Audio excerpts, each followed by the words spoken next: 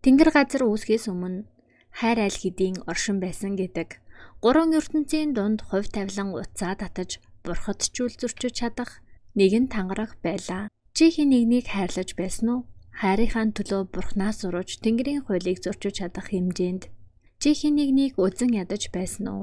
Үзэн ядалт чинь хайраас чинь чөлөө гүн байсан уу? Хязгаар нь үл мэдэгдэх хар үүлэн дунд нэгэн сүнс унав. Тэр өсрөх мөчөд нэгэн ертөнц төгсөж нөгөө нь эхэлсэн юм. Одооноос хойш бид бие биедээ ямар ч үргүй. Гэвч хувь тавилан үрийг хизээж мартаж чаддаггүй. Чиний хувьд энэ бол мөнхийн амьдралын ганцхан мөч. Харин түүний хувьд энэ бол бүх ертөнцөнд байлаа. Тэнгэр, хүн, чөтгөрийн гурван ертөнцийн дунд мянган жилийн хувь тавилан ганцхан хайрын төлөө дахин давтагдана. Тэрээр Тэнгэрийн ертөнцөд бурхан байж, хүний ертөнцөд суусуу нэртэй мөх бус болж, дахин бурхтын ертөнцөд төрөхдөө хайр урвалт золиосын үнэн учрыг ойлгоно. Гурван ертөнцийн хувь тавилан ганцхан хайрын төлөө 3 удаа давтагдана. Тоорын модны доор унтаж буй баязын дээр галчуу ирж түүнийг сэрэнэ. Чи маш уртцуу зүдэллээ. Одоо сэрэг цаг болсон гэхэд баязын юу ч санахгүй байгаагаа гэлнэ. Гэвч галчуу түүнд чи энэ зүудэндээ хэтэрхий гонигтай нэгний амьдралаар амьдарсан. Санахгүй байгаа чинь сайн хэрэг хэмээн. Тэр бол Чинцвэгийн мөнхнаас хатан 9 зүйлд өнөг баяцын. Харин саяхан дуусан тэр зүүд нь түүний 2 дахь амьдрал байжээ.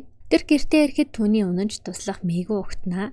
Дарс нэгтэн тэр дарсны оронд Дорнод тэнгисийн хааны хүүгийн төрсөн өдрийн урилгыг өгнө. Баяцын очихоос татгалзгаад мэйгүү түүний аль хэдийн 140 мянган жилийн настай бас суу тавьсан гэдгийг сануулна. Түүний эцэг Баязи дээд бурхан Тэнгэрийн эзэн хаантай тохиролцож хоёр хаант улсын холбоог баддахын тулд Баяцыныг Тэнгэрийн ордны хунтааж Яхватай суу тавьсныг нь аль хэдийн зарласан байжээ. Тэр төрсөн өдрийн найранд Яхвач бас ирэх аж. Баяцын хариуд нь энэ сүү бол зүгээр л тоглоом төдий зүйл.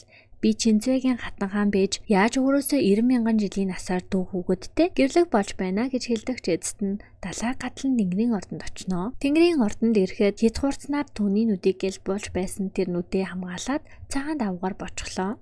Найранд ирсэн зочид донд нэгэн гараа шивнэлтэн. Гурван ертөнцийн хамгийн царайлаг залуу хэмээн нэрлэгддэг Тэнгэрийн ордны хунтайж Яхваг магтаж байсан ч түүнийг аль хэдийн хүүтэй. Харин тэр хүүхдээ ээж нь хэн болохыг хэн ч мэддэггүй тухай ярилцсан. Үүнийг сонссон баяцын тэдэн дээр очин Яхва гэдэг чинь Чинцвэгийн баяцынтэй суу тавьсан хунтайж мөн үү хэмээн асуухад түүнийг 140 мянган жилийн настай хөгшин үнэг гэж доримжлон ярилцсанаа. Яг энэ мөчөд өмнөд тэнгисийн гүнж Луу Шүэ ирлээ хэмээн зарлахад баяцын санаа тахаар занга тавьж тэдний нэгийг унгаачихлаа. Дотор танхим дуутгартай санагдсан тул баяцын гадагш гарч явхад нэгэн бяцхан хүү түн дээр ирнэ. Хүү түүний дэвүүрийг сонирхон харин баяцын түүнийг бяцхан будааны бөмбөлөг шиг өхөөрдөм хэмээн шоглоно. Дарс ихтэй газар зааж өгье гэж дагуулын явсан хүү эцэст нь дэвүүрийг нь булаан цогтчихав. Хүүг чөтгөрийн овгийн нэгэн хөөж байхад баяцын зогсоож тэд тулалдаж эхэлнэ. Бяцхан хүү түүний дэвүүрээр хэд даллаад л чөтгөрийг үргэн хөөж чадна. Яг энэ мөчөд Яхва ирж таарна. Хүүхдээ сайн харахгүй хэмээн баяцын хэлэхэд миний хүүхд дээрлэхлээ хэмээн хоёр талын хоорондын зөрчилөөс тэд тулалдана. Тулааны үеэр баяцны нүдэ басан цагаан давуу газар унахад Яхва түүнийг суусуу хэмээн таниж чочирдно. Бяцхан хүү аалыч та яг л манай ээжийн зурагтай адилхан байна хэмээн хэлэгч баяцын өмнөх амьдралын дурсамжаа санахгүй тул юу болж байгааг ойлгож чадсангүй. Энэ агшин зүүн тэнгисийн эзэн хүрлцэн ярьж цэцэрлэгэн сүүцэн дуурлагч дээд бурхан баяцын хунтайж Яхваг хараад тэднийг тэнгэрээс заяасан хосууд хэмээн хүндэтгэлтэйгээр буцнаа. Яхва ууршилт гуйхад баяцын өөрийгөө түүнээс 90 мянган жилийн насаар игчтүүл авга игч гэж дуудах ёстой хэмээн сануулнаа. Харин Яхва миний хүү чамааг ээжээ гэж дуудаж байхад би чамайг тэгж дуудаж яаж зурхлах вэ хэмээн цин гэж дууддаг. Эрт орой хизээ нэгэн цагт чи миний хүүгийн ээж болно гэхэд баяцын уурлан явж одноо. Яг явах мөчөд тэр өмнөх амьдралын өст нэгэн сүүжинтэй тааралдана. Баяцын түүний нүдийг ширтэн 140 мянган жил амьдрахдаа ийм үзэсгэлэнтэй нүд харж байгаагүй юм байна хэмээн хэлнэ. Баяцын түүнийг танихгүй ч харин сүүжийн түүнийг таних айц тавтнаа. Галчуу шинхэн цэцгийн тоосоор тоорын дарс нэрж баяцын дуулганд дарсууд суухдаа баяцын Дорнод тэнгисийн найран дээр өөрийг нь эргүүлж дээрээс нь өөр хүндээ андур зүрхэлсэн Яхвад их л дургуутсан уцаарлана. Өөрөөс нь насаар дуатлаа ийм зохисгүй авар гаргасанд уур нь хурч галчуунаас суусуу гэж химбэ хэмээн асуухад суусуу бол түүний хүүгийн ээж 300 жилийн өмнө нас барсан мөнх бус эмэгтэй байсан гэдгийг мэдэж авнаа. Удалгүй Мэгу яарангүй жирэн Али болон Хунтаж хоёр ирснийг дуулах гэж байгаад бүдрээд унчихнаа. Яхва хүүгийн хамт Баяцинтай хамт амьдрахаар түүний нутагт ирчихжээ. Баяцин дургуутсан ч дэд явахгүй. Тэр түүнд жихэнрээ 300 жилийн өмнө алдсан байж ингэж хурдан ганцаардаж эхэлсэн юм уу? 3 ертөнц даяар залуу бүсгүүчүүд байхад надаар яах вэ гэхэд Яхва надад 3 бээр үргэлжлэх Торын цэцэгсээс ганцхан цэцэг байхад л хангалттай хэмээн хариулна. Тэр бас энэ хугацаанд хоорондоо дурлахгүй байж чадвал сүвгээ зузалж болно гэж санал болгоход Баяцин тэднийг төрүүлдэхээр зөвшөөрнө. Маргааш өглөө Яхва түүнийг ундуулахгүй сэрээж газар нутгийг нь хамт үзье гэв. Зах дээр алхахад хүмүүс тэднийг нэгэн гэр бүл мэт харж бүр хөөрхөн хүүдээ болсонд нь баяр хүргэн бэлэг хүртэл өгнө. Али өсгөд Мэгуад гал асааж хоол хийхийг даалгасан хөөрхөн Мэгу бүтлгүүдэж хөө тортог болчихно. Харин Яхва гал тогоонд жинхэнэ авьяасаа харуулна. Ногоо ганц зэрэгэл дээр зусаж загсыг ганц цогцолтоор цэвэрлэн гараараа гал асааж гурил зурж бүжиглэх мэд хөлгөөнөөр хоол бэлтгэнэ. Хоолыг амсахад Баяцинд танил мэт мэдрэгдэнэ. Тэр амд өмнөх амьдралын дурсамжийг нь санагдуулах мэт. Али Мэгу хоёр гадаа тоглож байхад Яхва түүнийг зурж сууна. Баяцин түүнд хандан чи ийм зүйл хийсэн ч би чамд дурлахгүй гэж хэлэгч Яхва зурхаа зогсоосонгүй. Бүр оройн хамт ундна гэж зөрүүдэлж нэг орон дээр хэвтнэ. Баяцин түүнээс зайгаа барьж баруун захт нь хэвдэж байтал Яхва ойртоход цочин орноос унчихна. Маргааш нь Али дар суухыг хүсэж Баяцин Мэгу 3 хамт дар суунаа. 130 мянган жилийн настай Мэгу хүрдэл өнөөдөр онцгой өдөр хэмээн баярлана. Гэвч хэдхэн хундаг дарсны дараа Али согтоод унчихна.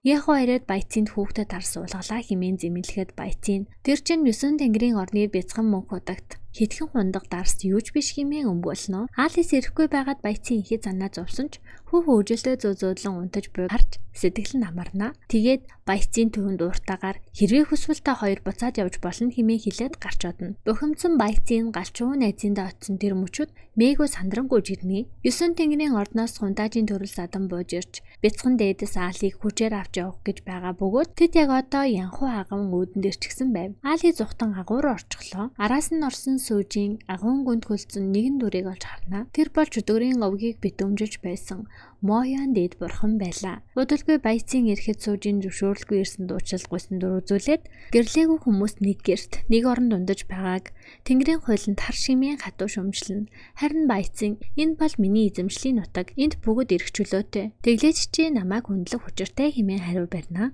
Али агуугаас даарсан байдалтай гарч ирэн тэдний яриаг тасалж сүүжинтэй хамт явхаас татгалзсан Баяцины ард нуугднаа. Энэ үед Яхва хурж ирж чи дүрм журмыг шүүх хэрэггүй. Би Тэнгэрийн хаантай уулзсан. Алигийн төрсөн өдрийг мөнх бусын ертөнцөд тэмдэглэсний дараа би Тэнгэрийн оронд буцнаа. Энэ бол чиний оролцох асуудал биш хэмээн сүүжинийг буцаана.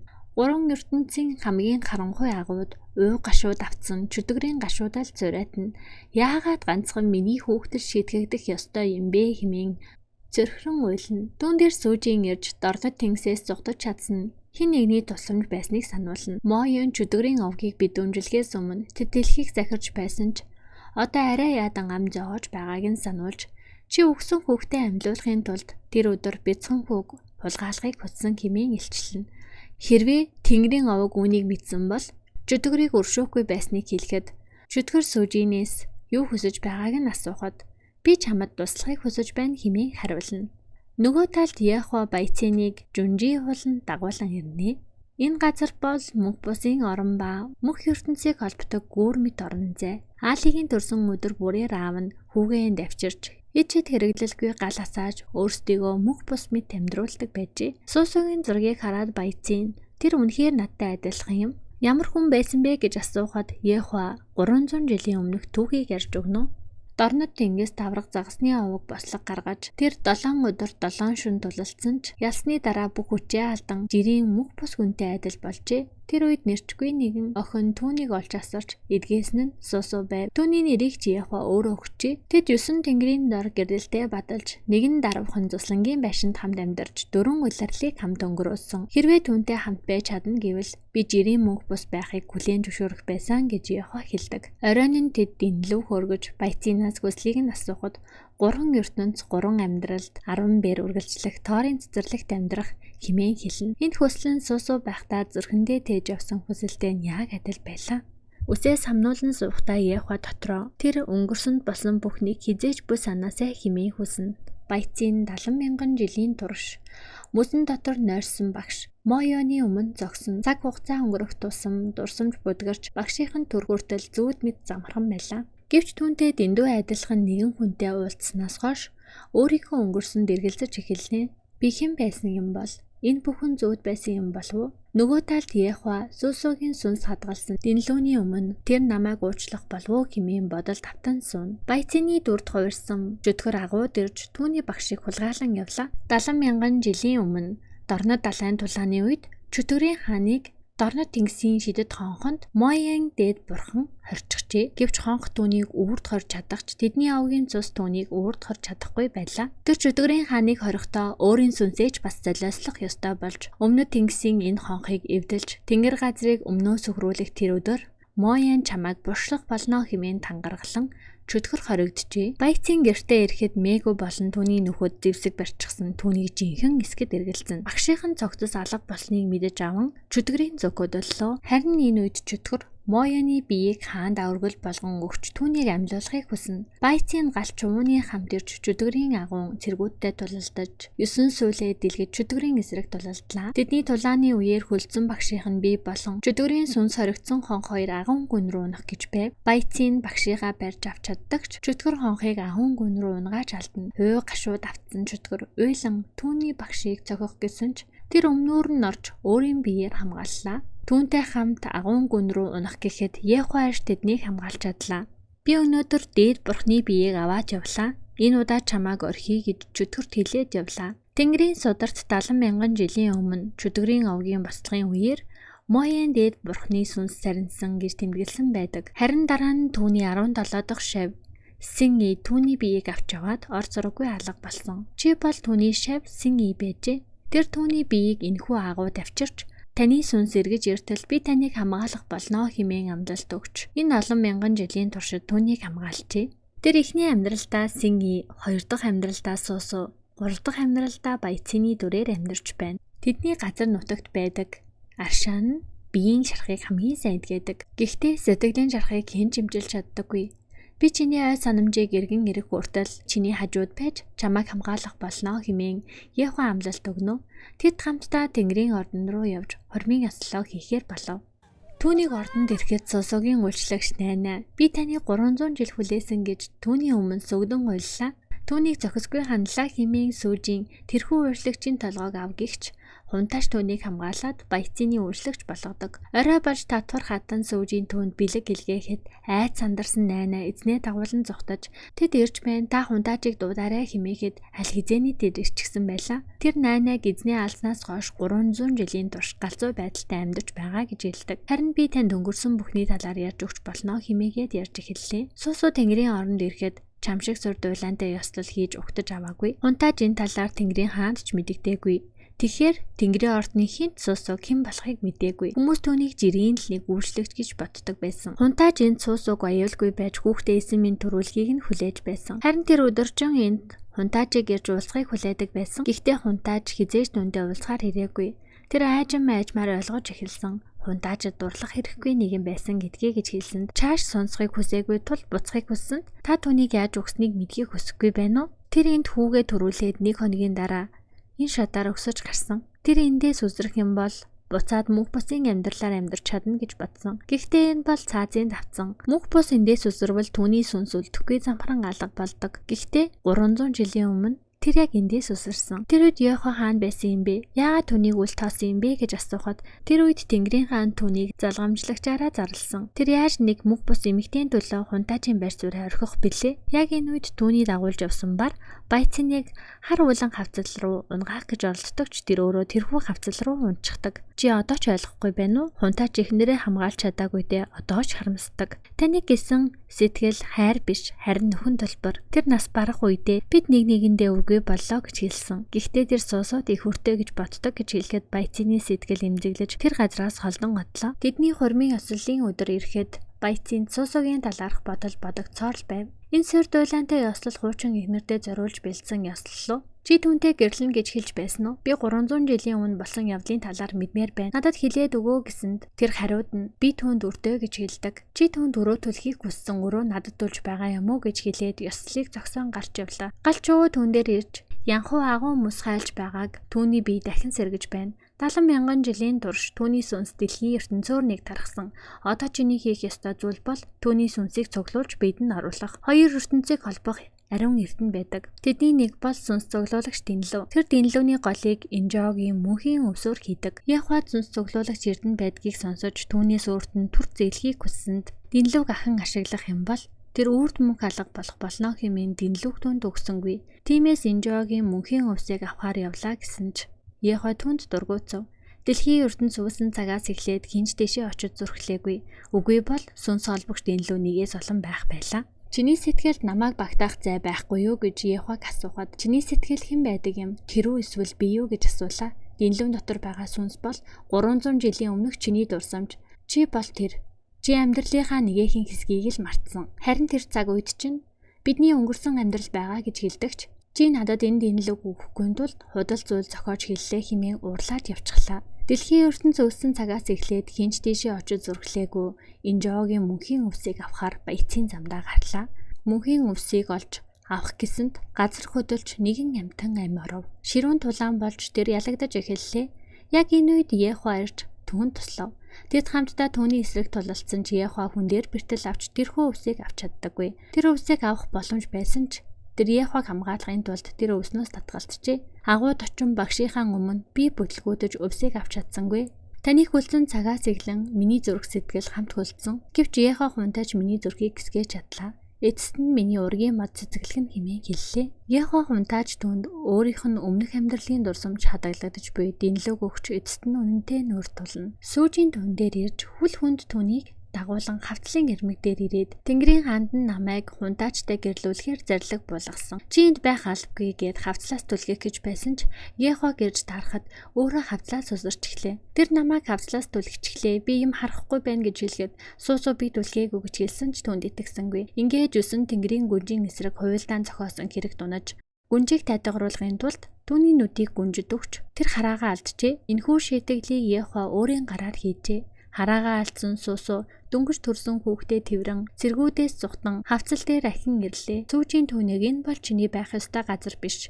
Мөнх бус нэгэн өөрийн байх ёстой газар руугаа яв гэж хөөн. Энэ мөчөд Яхва ирэхэд суусуу түнд хүүхдээ өгөөд Аали гэж нэрлээрээ. Энэ бол салах гэсэн утгатай. Бид одоо нэгэндээ ямар ч хүргүй болсон гэж хэлээд хавцал руу усарч эхлэв. Хизээд санахыг хүсээгүй, сануулгыг хүсээгүй дурсамжийг мэдээд гуниг уу гашуу түүний сэтгэлийг нөмрөн авахад сүүжийн түүний хажууд ирээд чи санчих уу? Би чиний нүдийг 300 жил сайн хамгаалсан шүү.